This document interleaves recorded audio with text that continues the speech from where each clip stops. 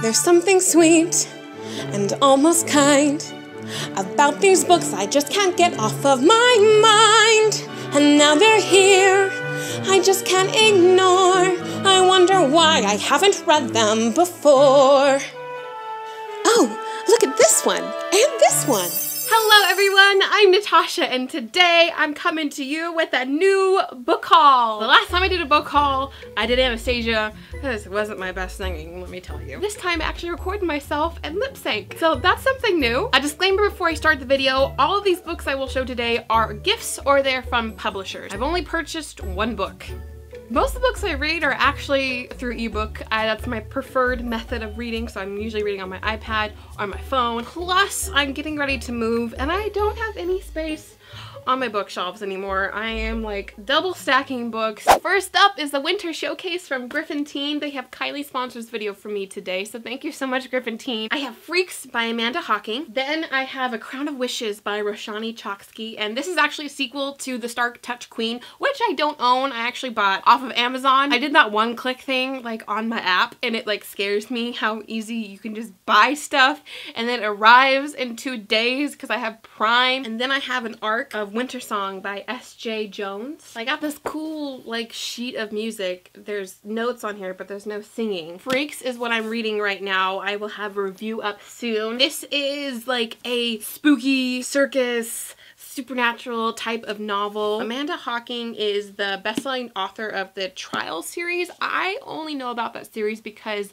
it's been on Book Outlet, and I've seen so many like Book Outlet hauls that everyone gets those books. When all your friends are misfits, how do you figure out where you belong? In a world of magical visions and pyrokinesis, Mara just wants to have a normal life, but is that possible? So far what I know about the book is that it's set in the 80s and we follow the main character Mara. She is working with a traveling circus and they set up camp at this new smallish town, and she meets this guy named Gabe. There's like a dark paranormal force that's lurking in the town. She has 7 days to control her own powers, her newfound powers, and to basically save the lives of her friends and this town. There's a wolf on the cover and there's like paw prints on this girl's arms. I'm assuming this is Mara, but she's like the tent of the circus on the cover. Besides Night Circus, which is very atmospheric, not very plot driven, I haven't really read a circus type of novel. I've seen a lot of like different TV shows that, you know, have an episode or something that is set in a circus, like X-Files or Supernatural. Those are some of my favorite episodes because they're just so fun and weird. I feel like this is a very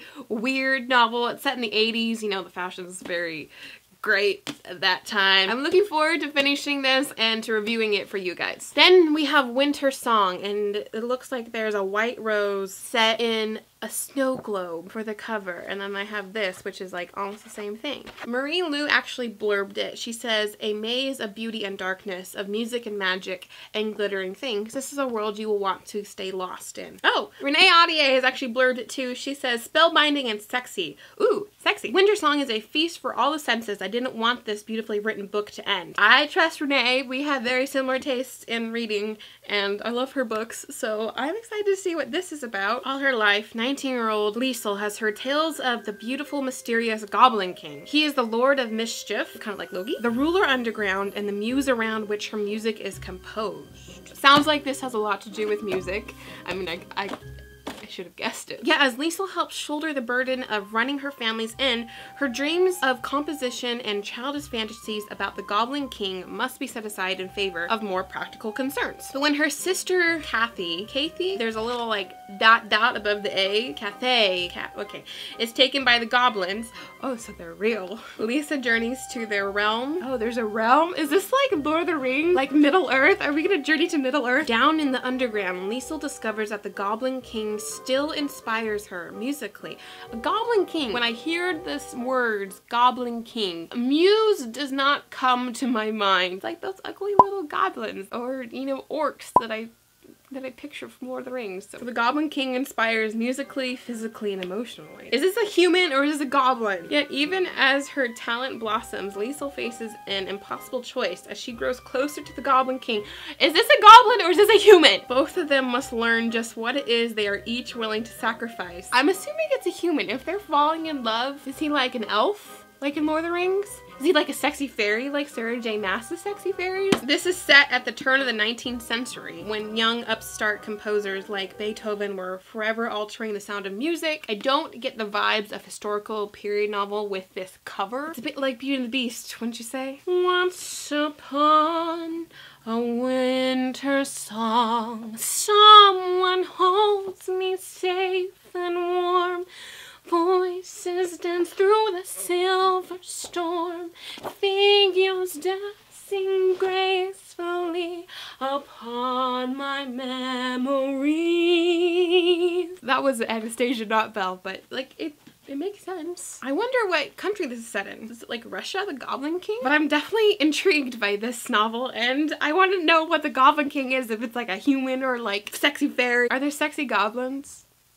No. And last for the Griffin Teen Showcase is A Crown of Wishes by Shoshani Chokshi. This is actually going to be our April book of the month. It comes out at the end of March, so I figured we'll just make it April with Zoe and Maureen. I know Roshani and Renee Audier are good friends. It sounds very similar to The Wrath and the Dawn. It was an instant New York Times bestseller, one of 2016's most buzz about YA fantasy books. Fate and fortune, power and passion. What does it take to be the Queen of Kingdom when you're only 17? Maya is cursed with a horoscope that promises a marriage of death and destruction. She has earned only the scorn and fear of her father's kingdom. Soon, Maya becomes a queen of Acheron and wife of Amar. Neither roles are what she expected. As Acheron's queen, she finds her voice and power. As Amar's wife, she finds something else entirely.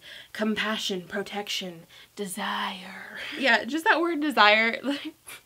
I'll read it. A Crown of Wishes, this one comes out on the 28th of March. I don't want to read the synopsis because it's the sequel and I haven't read the first one yet. Oh, Sarah J. Maas actually blurbed Star Touch Queen. She says magic is woven into every word, vibrantly imaginative and gracefully written. Every time I read like blurb, I always picture myself writing a blurb for someone. All you really have to use is rich and dazzling, a world you don't want to leave, and then there's a blurb. You can pre-order or buy Freaks, because that's the only one available right now. I'll have them all linked down in the description box down below. All the links for Griffin Teen and all their socials, like their Instagram, Griffin Teen, will be linked down below if you want to check them out. They post lots of cute, fun videos and pictures. I got this fun package sent to me by Soho Teen. This is History Is All You Left Me by Adam Silvera. I've already hauled this. I'm actually reading it. That's it. But this is the hardcover version. And it's yellow. Look how yellow it is. Oh, I love it. It's so sunshiny and happy. It's not happy. Why is it yellow, Adam? Next week, if you're in the LA area and if you're watching this after the event, then I probably have a vlog of it, but I will be hosting Adam's LA signing at the Grove on Friday, January 20th with Christine Riccio from Pulling Bananas Books, and Jennifer Niven's gonna be there. We're gonna do like fun games, so if you can make it next Friday, please come and join us for a fun night full of games and bookish stuff. If I can remember, I will have the vlog linked down below, but if not, you can search through my channel and find it. That way you're still there if you're not. One of the reasons why you should meet Adam Silvera is because when he signs your book, he writes like a whole message. It's not just like a signature or like your name. He made a puzzle for me to solve. Do you see it? This was easy though, I could figure it out. 3 across, name of your dog. Do you guys know the answer? 1 down, the nickname you gave me. Do you know that answer? Do you know the nickname I gave to Adam Silvera? I was wearing this dress when I gave him the nickname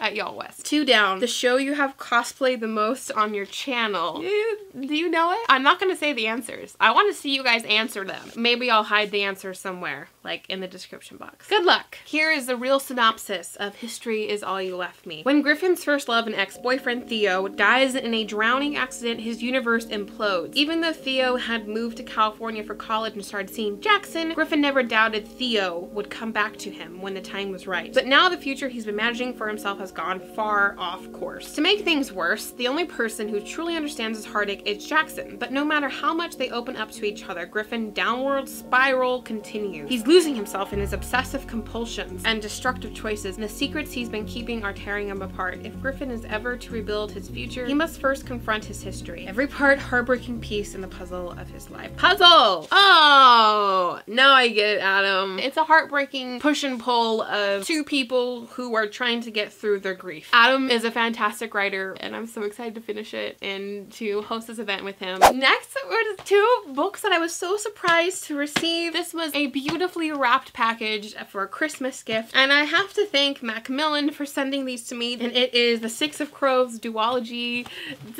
Look, I don't own this. I have all three of the Shadow and Bone, or the Grisha trilogy. I've not read them. This is something that I want to read this year. Everyone loved these novels. Look at this, guys. Look, I got the cool versions of the black and the red pages. They're so cool. I wish Twilight did this. This would make the Twilight books so... They did! There's those white Twilight books. I need to get those. It matches. Oh my gosh. This one's black. And it matches. It's so cool. Are my fingers gonna turn red when I hold this and read it? Are they gonna turn black? A little bit. It's coming off. Okay, I should stop. So this one I actually got at BEA, but I now have the hardcover version. The Edge of Everything by Jeff Giles.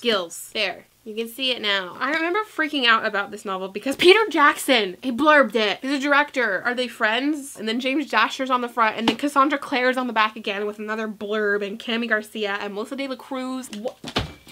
Oops. Like from afar, this looks like a contemporary novel. Up close, you can see the flames. Oh, and then look at this. On the pages, that says One More Soul. Okay, The Edge of Everything from Entertainment Weekly veteran Jeff Giles. It's been a rough year for 17-year-old Zoe. She's still reeling from her father's shocking death in a caving accident and her neighbor's mysterious disappearance from their home. Then on a terrifying sub-zero blizzardy night in Montana, she and her brother are brutally attacked in the woods, only to be rescued by a mysterious bounty hunter called X. But X is no ordinary bounty hunter. He is from the lowlands, sent to claim the soul of Zoe's attacker and others like him. X is forbidden from revealing himself to anyone other than his prey, but he casts aside the lowlands rules for Zoe. As they learn more about their colliding worlds, they begin to question the past. Does X rescue the brother and Zoe and then take him with them together? Is X like an old man, or is he like a young man, kind of like the Fifth Wave type of deal? I'm so intrigued, especially if it's blurred by Peter Jackson. How did you get Peter Jackson to blurb your book, Jeff? What does it look like naked? Oh, it's just blue. Why is it blue? There's no, and there's red and,